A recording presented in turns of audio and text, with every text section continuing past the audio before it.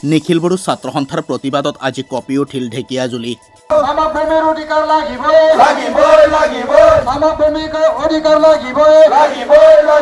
আঠদফীয়া দাবীৰে নিখিল বড়ো ছাত্ৰ সন্থাৰ শোণিতপুৰ জিলা সমিতিয়ে আজি ঢেকিয়াজুলিত বৃহৎ সমদল উলিয়াই তীব্ৰ প্ৰতিবাদ সাব্যস্ত কৰে।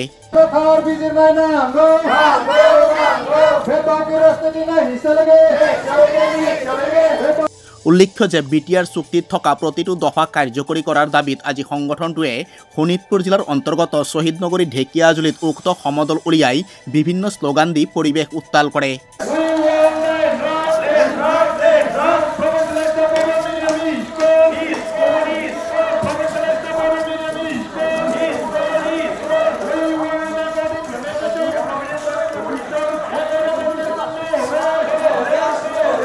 উক্ত সমদলত সংগঠনটোৰ কেন্দ্ৰীয় সমিতিৰ সম্পাদক বীৰদাও বড়ো, কেন্দ্ৰীয় সমিতিৰ স্পীকাৰ অভিত নাৰ্জাৰী, প্ৰাক্তন NDFB গোটৰ শোণিতপুৰ জিলা সমিতিৰ সভাপতি ব্ৰজেন বসুমতাৰীৰ লগতে বড়ো সম্প্ৰদায়ৰ বিভিন্ন সংগঠনৰ বহুতো নেতাকৰ্মী উপস্থিত থাকে।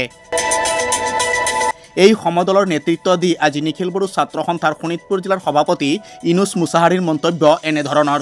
আজি নিখিল বড়ো ছাত্ৰ সন্থাৰ উদ্যোগত আজি 30টা ঠাইত এবাৰ 30টা হেডকোৱাৰ্টাৰ ডিষ্ট্ৰিক্ট হেডকোৱাৰ্টাৰৰ নিখিল বড়ো ছাত্ৰ সন্থাই এই ৰেলী কাৰ্যসূচীটো আয়োজন কৰিছে।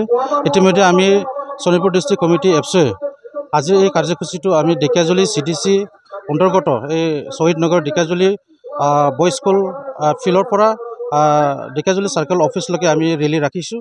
আৰু ইতিমধ্যে আমি এই কাৰ্যসূচীৰ দ্বাৰা আমি অসম চৰকাৰ আৰু ভাৰত চৰকাৰৰ আমি ক'বলৈ বিচাৰিছোঁ যে BTR চুক্তিৰ ধাৰা যি 2020 27 জানুৱাৰীত এফচু NDFB UBPO গোট খাই পেলাই যি অসম চৰকাৰ আৰু ভাৰত চৰকাৰৰ লগত যি চুক্তি স্বাক্ষৰিত হৈছিলে, এই চুক্তি স্বাক্ষৰ ধাৰা যিখিনি দফাবিলাক ৰূপায়ণ হ'ব লাগিছিলে কিন্তু আজিলৈকে ৰূপায়ণ হোৱাটো আমি দেখিবলৈ পোৱা নাই।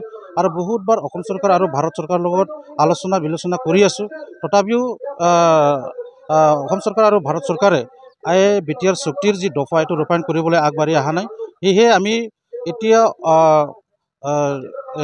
অসম এছেম্বলি বিধানসভাৰ ইলেকশ্যন আহি আছে, ইয়াৰ আগে আমি 2026ৰ আগে যিকোনো প্ৰকাৰত আমি BTC বা BTR চুক্তিৰ যি দফা এইটো ৰূপায়ণ কৰিবৰ কাৰণে আমি অসম চৰকাৰ আৰু ভাৰত চৰকাৰৰ আজিৰ এই ৰিলেৰ দ্বাৰা আমি